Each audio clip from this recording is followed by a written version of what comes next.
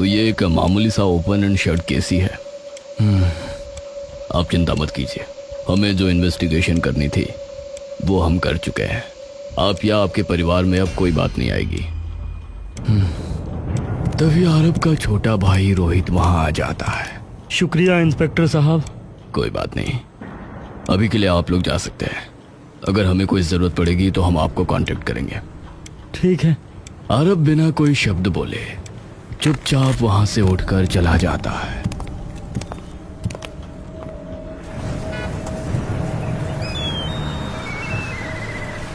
भैया ठीक हो? आप चिंता मत करना भैया, मैं हूँ, कभी भी जरूरत हो तो बुला लेना। आरब उसकी तरफ देखकर हल्का मुस्कुरा देता है। पूरी गाड़ी में एक ऐसी शांति छाई होती है मानो कोई अनचाहा साया उनके जहन पर आ बैठा हो।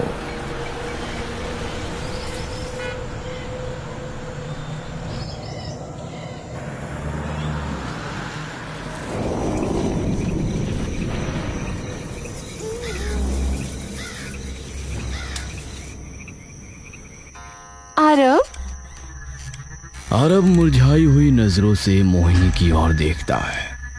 क्या हुआ है आरब? समझ नहीं आ रहा है मुझे तो कुछ कि ये सब क्या हो रहा है। आरब, हम कल लेकर जा तो रहे हैं माँ के पास, वो कुछ ना कुछ उपाय जरूर बता देगी। आरब, पुलिस ने बोल तो दिया कि उसकी मौत से हमारा कोई लेना देना नहीं है। बात वो नहीं है मोहिनी। तो क्या है, बोलो तो सही एक बार। आरब उठकर बैठ जाता है। मुझे समझ में नहीं आ रहा है कि सिमरन ये सब क्यों करेगी। हमने इससे पहले भी तो उसे अकेला छोड़ा है आस्था को उसके साथ, और वो भी तब जब ठीक से चल भी नहीं पाती थी, उसे गोद में खिलाती थी सिमरन। तो अचानक ऐसा क्या हो गया कि उसने ये कर दिया। मोहिनी भी उठकर बैठ जाती है। चलो अब छोड़ो ये सब, अभी सो जाते हैं आराम से, कल जाना भी तो है।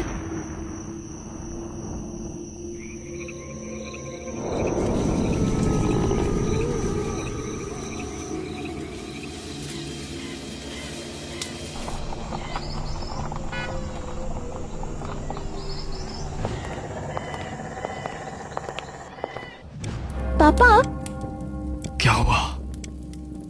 नानी क्या कर रही है ये? कुछ नहीं, बस तुम्हें ठीक करने के लिए कर रही है जो कर रही है। और डर क्यों रही हो, मैं हूं ना। बीरो आंख बंद कर आगे पीछे होकर जोर जोर से मंत्र का जाप करती जाती है।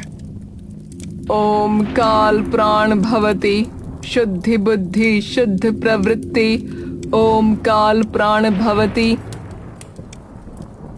आस्था घबराकर आरब से और जोर से चिपक जाती है, और तभी बीरो एकदम से आस्था का हाथ जोर से पकड़ लेती है। पापा, डरो मत, डरो मत, कुछ नहीं होगा, डरो मत।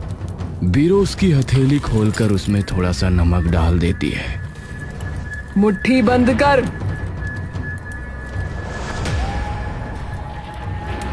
आस्था, मुट्ठी खोलनी नहीं है, ठीक है? पापा मुझे डर लग रहा है। अरे पापा है ना, कुछ नहीं होगा शोना। बीरो अचानक से अपना मुंह ऊपर कर अपनी आंखें खोल लेती है। उसकी दोनों आंखों की पुतलियां अब बिल्कुल ऊपर जा चुकी होती हैं। ओम काल प्राण भवति शुद्धि बुद्धि शुद्ध प्रवृत्ति। ओम काल प्राण भवति। आस्था अपने पिता के सीने से चिपक जाती है। माँ, बस बस बस, हो गया, बस हो गया। बीरो धीरे से नीचे देखती और उसकी आंखों की पुतलियां भी धीरे अब नीचे आने लगती हैं।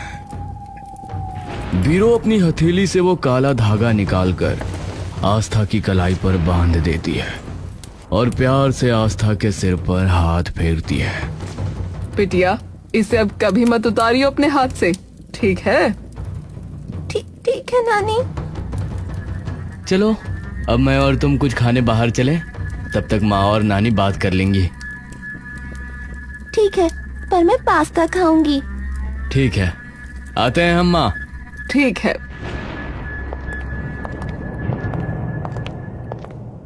मोहिनी और बीरो कमरे की लाइट जलाकर बैठ जाते हैं। अब मेरी बात ध्यान से सुन मोहिनी, ये काला धागा अब इसकी कलाई से गलती से भी ना उतर जाए। अगर ये उतरा तो याद रखना, फिर इसका बचना बहुत ज्यादा मुश्किल है। जो हुआ वो काले जादू का नहीं बल्कि किसी आत्मा का काम था। पर ये सब तो सिमरन ने किया था। और खुद की जान भी तो ले ली बाद में। मतलब उस पे किसी आत्मा का साया था।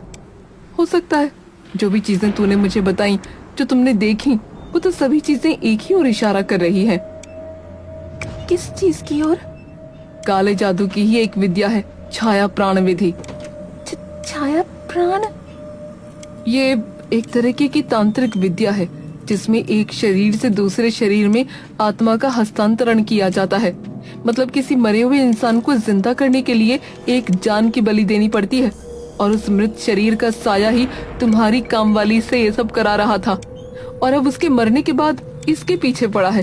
तुम लोग अगर सही वक्त पर नहीं पहुंचे होते तो अब इसके ऊपर से वो साया हट गया है ना? हटा नहीं है, रुका है जब तक ये धागा उसकी कलाई पर बंधा है। पर अगर ये धागा एक बार भी हटा तो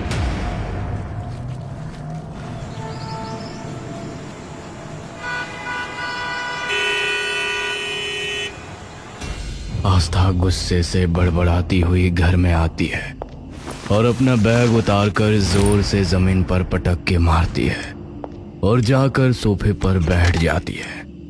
मोहिनी जैसे ही कमरे में घुसती है उसका खून खौल जाता है। क्या बदतमीजी है ये? आपको थोड़ी कुछ कह रही हूँ मैं। पहले तो ठीक से बात करो। और ये बैग कहाँ फेंका हुआ है? उठाओ इसे। बाद में उठा लूंगी। अभी उठाओ। क्या है? आपको पता भी है क्या हुआ है मेरे साथ? चाहे कुछ भी हो, बैग उठाओ भी। आस्था कुछ देर तक मोहिनी की तरफ गुस्से से देखती रहती है और फिर अचानक अपना जमीन पर पड़ा बैग उठाकर ऊपर अपने कमरे में चली जाती है और जोर से अपने कमरे का दरवाजा बंद कर लेती है और एक बार फिर से अपना बैग अपने बिस्तर पर फेंक देती है। सबको बस अपनी पड़ी है, मेरी तो कोई सुनता ही नहीं। तभी आस्था के पीछे से एक औरत की आवाज आती है। मुझे बताओ, मैं सुनूंगी। वह आवाज सुनते ही आस्था को मानो कहीं वाट का झटका लगता और वो बेड से उछलकर खड़ी हो जाती है। उसके बिस्तर पर एक बेहद ही खूबसूरत सी औरत एक लाल और हरी साड़ियों में बैठी उसे दिखती है। कौन हो तुम? माँ? मैं कुछ नहीं कहूंगी। आस्था हांफती हुई एकटक बस उस औरत की तरफ देखती रहती है। अरे सच में कुछ नहीं कहूंगी। तुम हो कौन? और माँ ने तुम्हें मेरे कमरे में क्यों आने दिया? वो मुझे देख ही नहीं सकती, सिर्फ तुम देख सकती हो।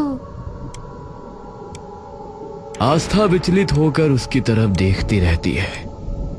बैठो, फिर समझाती हूँ। नहीं, पहले बताओ कि क्यों आई हो यहाँ और सिर्फ मुझे क्यों दिख सकती हो? क्योंकि तुम्हारे लिए ही तो आई हूँ, इसीलिए सिर्फ तुम्हें दिखूंगी ना। पर क्यों?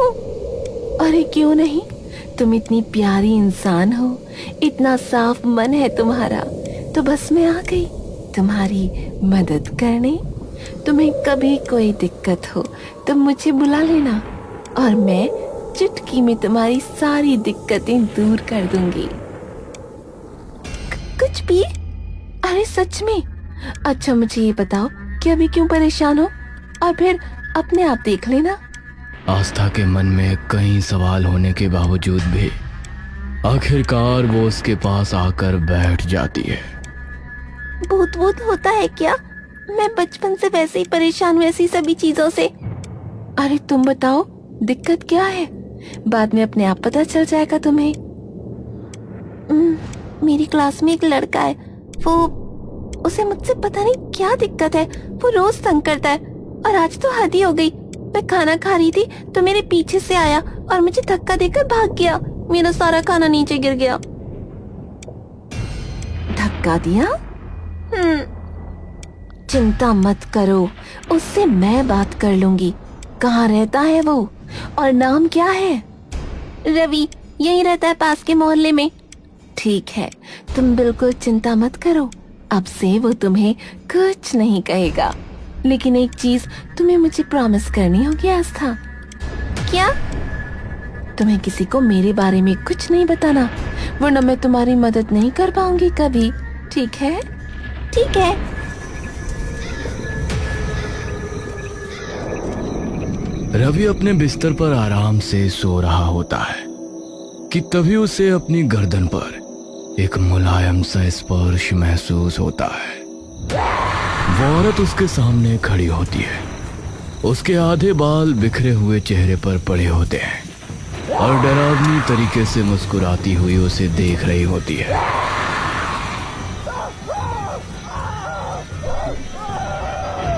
रवि, तू ही है ना?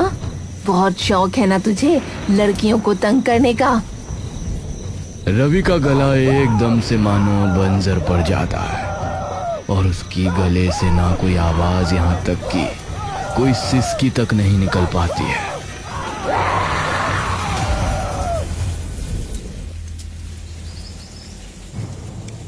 आस्था खुशी से चहकती और दौड़ती हुई अपने कमरे में आती है। आपने क्या किया ऐसा? वो तो डर से कांप रहा था। उसने इतनी बार मुझे सॉरी बोला, वो भी पूरी क्लास के सामने। मजा ही आ गया। मैंने कुछ भी नहीं किया, मैंने तो बस बात की थी उससे। हाय, मन तो करा कि आपको गले लगा लूं। अरे बस वही नहीं कर सकते हम दोनों, वरना मन तो मेरा भी है। आप प्लीज कभी मुझे छोड़ के मत जाना।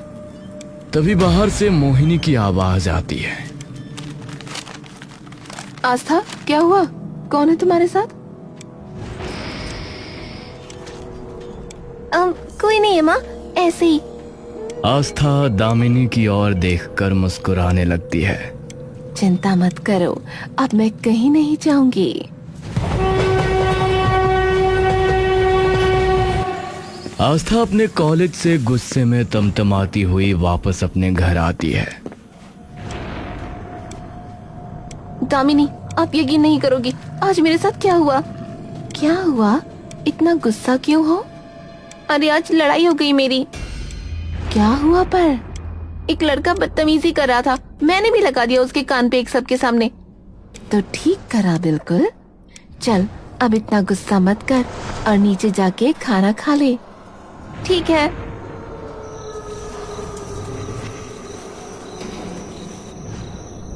आस्था अपने बिस्तर पर आराम से सो रही होती है कि तभी उसका फोन बजने लगता है। आस्था हल्की सी आंखें खोलकर देखती है। इतनी रात को किसका फोन है? हेलो, आस्था बोल रही है? तुम कौन? चिराग राठी, जिसके भाई को तूने रटपट्टा मारा सबके सामने। आस्था की नींद से भरी आंखें एकदम से खुल जाती है और वो एक झटके में उठकर खड़ी हो जाती है। तो गलत क्या किया? वो तो कल बता दूंगा, आज तू बस एक बार। अरे पर आस्था डर के ऊपर से नीचे तक कांप जाती है कि तभी उसके कंधे पर एक हाथ आता है। आस्था चौंक कर पलटती है। क्या हुआ? इतना क्यों डरी हुई हो? वो चिराग राठी का फोन था। वो कह रहा था कि कल जब भी चाहूंगी तब वो मुझसे बात करेगा। क्यों? जिसको मैंने चाटा मारा वो उसका भाई था। अब क्या करूं? मैं चलती हूँ कल तुम्हारे साथ, ठीक है? आप क्या करोगी? उसकी चिंता तुम मत करो, आराम से सो जाओ, अब डरो मत।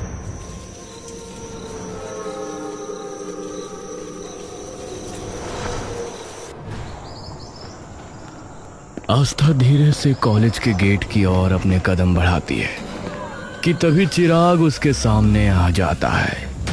हाँ भैया, आ गई एक्शन हीरोइन। अब क्या करूं? यहाँ तो बहुत सारे लोग हैं। ये तो मैंने भी नहीं सोचा था। क्या? अबे वो किससे बात कर रही है? अरे चौधरी, ला जरा इसे पकड़ के कोने में।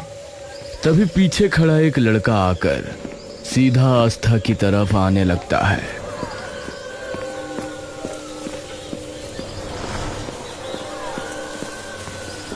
अब एक ही रास्ता है आस्था। आस्था अपनी आंखों की पुतलियां दामिनी की तरफ घुमाती है, पर उसके लिए तुम्हें अपना काला धागा निकालना पड़ेगा। पर माने, अबे क्या बड़बड़ा रही है? चिराग जोर से उसके बाल नोच लेता है। आस्था, समय नहीं है, मुझ पे भरोसा है ना, कुछ नहीं होगा। आस्था अपनी कलाई पे बंधे काले धागे को देखती है और धीरे से आखिरकार उसे खोल देती है। खुल गया, खुल गया।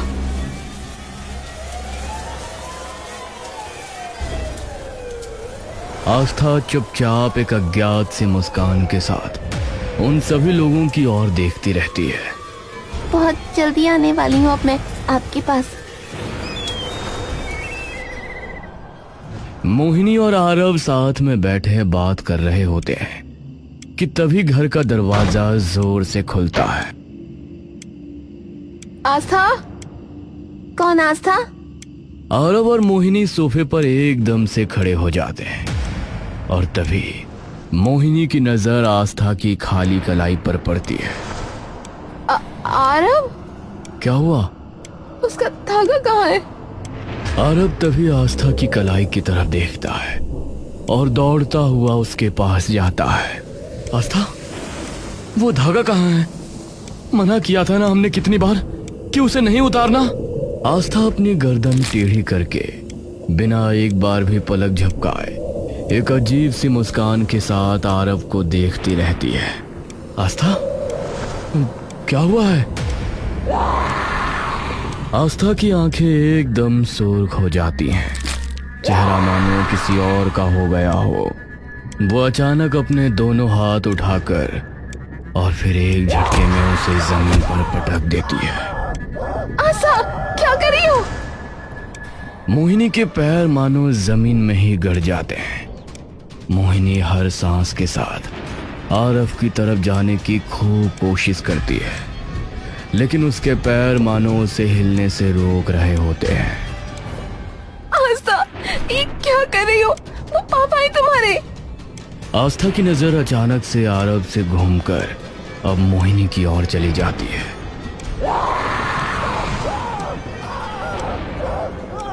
आरव, ये क्या? देखते ही देखते एक ठंडी सी मुस्कान आस्था के चेहरे पर आ जाती है। ये देखते ही मानो मोहिनी के पैर की बेड़ियां टूट जाती है और वो दौड़ती हुई आस्था के पास जाती है और गुस्से से भरा एक तमाचा खींचकर आस्था के गालों पर जड़ देती है। पागल हो गई है क्या? आस्था की मुस्कान अचानक गुस्से के भाव में बदल जाती है और वो जोर से एक तमाचा उल्टा मोहिनी के मुंह पे जड़ देती है। आस्था गुस्से से मोहिनी की ओर बढ़ने लगती है। मोहिनी अब समझ चुकी होती है जो उसके सामने खड़ी है वो उसकी बेटी आस्था नहीं है। आस्था का हर बढ़ता कदम मोहिनी के दिल धड़कने और बढ़ा देता है। तभी पीछे से एक फर्राटेदार डंडा आकर सीधा आस्था के सिर पर लगता है और वो खड़े खड़े वहीं बेहोश होकर गिर जाती है।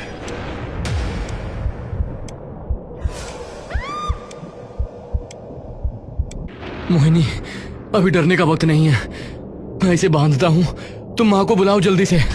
मोहिनी दौड़ती हुई ऊपर निकल जाती है और आरव आस्था को खींचकर एक कुर्सी से बांध देता है।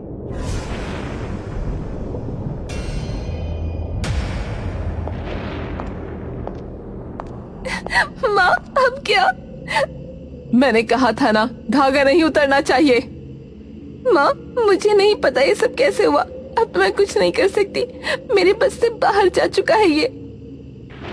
एक इंसान है जो शायद कुछ कर पाए। कौन? ऋषि कालमुख। उनके तरीके थोड़े सख्त हैं, पर अब उनके पास जाने के अलावा हमारे पास कोई चारा नहीं है। कहाँ जाना है? उनके आश्रम जाना होगा। तुम इसे गाड़ी में बैठाओ और रस्सी मत खोलना। ठीक है।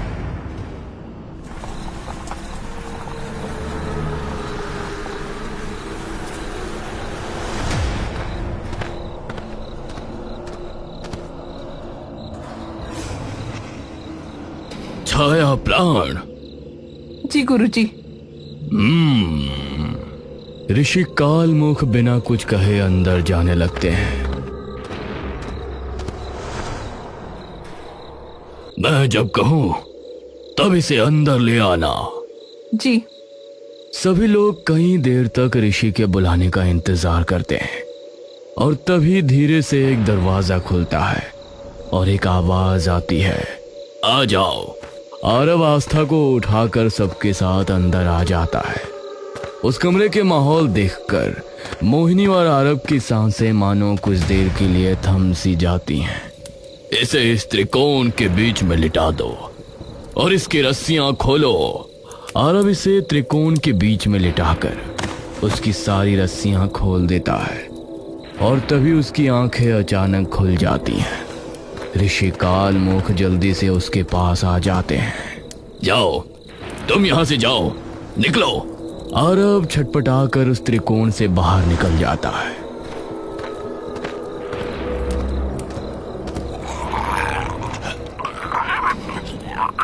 ओम कालिका काली महाकाली रक्ष रक्ष चंडी के नमः स्वाहा।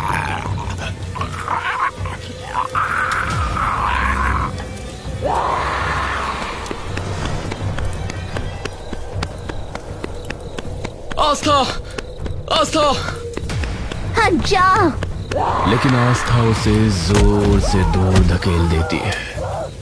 तभी मोहिनी आस्था के सामने आ जाती है। आस्था, रुक जाओ बेटा, मैं हूँ तेरी माँ। आस्था का चेहरा एकदम खौफनाक हो जाता है। उसके अंदर से किसी और की आत्मा झांक रही होती है। वो मोहिनी की तरफ घूर कर देखती है और एक ही झटके में मोहिनी जोर से दीवार से टकराकर नीचे गिरती है। आवाज इतनी ऊंची होती है कि सबके कान बज जाते हैं। आस्था नंगे पैर भागने लगती है। रात का अंधेरा, हवा के तेज झोंके और पीछे सब लोग चिल्लाते हुए दौड़ते हैं। आस्था अब अपनी सोच और समझ का हर कतरा गवा चुकी होती है। पकड़ो उसे, वो शरीर के पास जा रही है। कौन सा शरीर?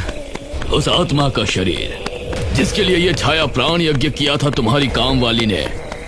मतलब वो किसी मरे हुए शरीर के पास जा रही है? हाँ, उसी जिसमें उसका अंतिम बंधन था। उसका अपना शरीर जिसे कब का मर जाना चाहिए था पर नहीं मरा, जिसका मन कभी शांत नहीं हुआ।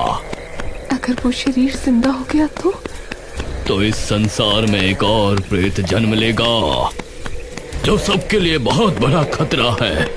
आस्था बिना एक पल के लिए भी रुके दौड़ती चली जाती है। ये तो रोहित के घर की तरफ जा रही है।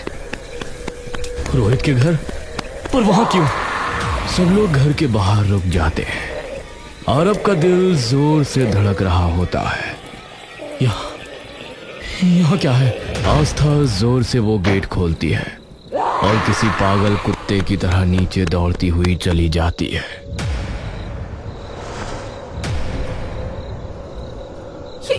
ये तो दामिनी। कौन? रोहित की बीवी जो कई साल पहले गुजर गई थी। आरव के हाथ कांपने लगते हैं, आंखों में बस आंसू। दामिनी? पर ये कैसे? रोहित? भैया आप समझे नहीं, मैं उसे वापस ला रहा हूँ, मेरी दामिनी को। तू पागल हो गया है क्या?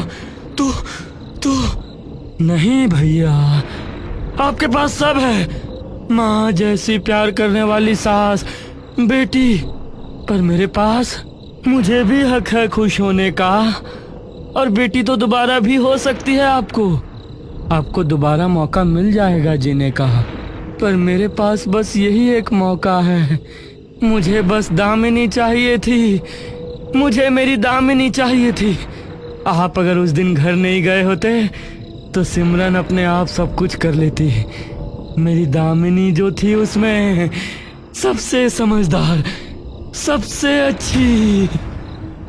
ऋषि जी कुछ कीजिए, ऐसे तो वो मुझसे मेरी बच्ची छीन लेगा।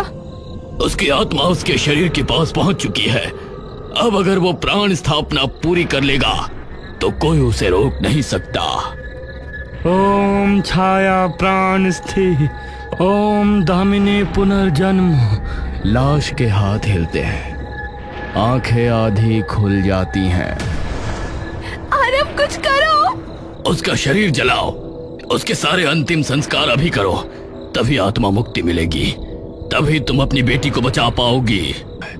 आंखों से आंसू बहते हुए, मोहिनी, तुम उसका शरीर लेकर बाहर आ जाओ और उसका देह संस्कार करो, इसे मैं देखता हूँ। मोहिनी जैसे ही दामिनी के शरीर की ओर बढ़ने लगती है, तभी रोहित उसके सामने आ जाता है।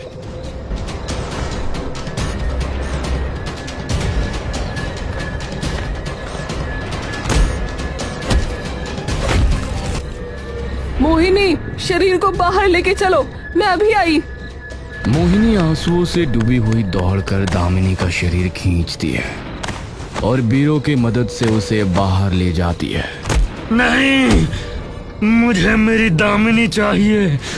हाँ। बीरो और मोहिनी आसपास से लकड़ी इकट्ठा कर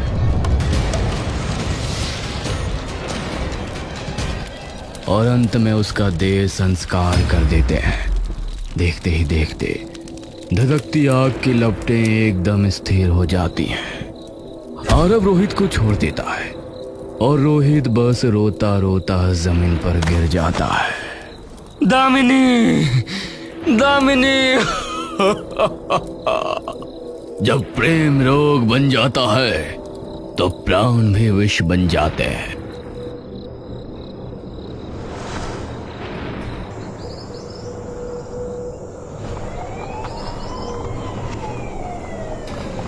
मोहिनी आंसुओं से आरव के कंधे पर हाथ रखती है। दोनों एक फीकी सी मुस्कान के साथ सोती हुई आस्था की ओर देखते रहते हैं।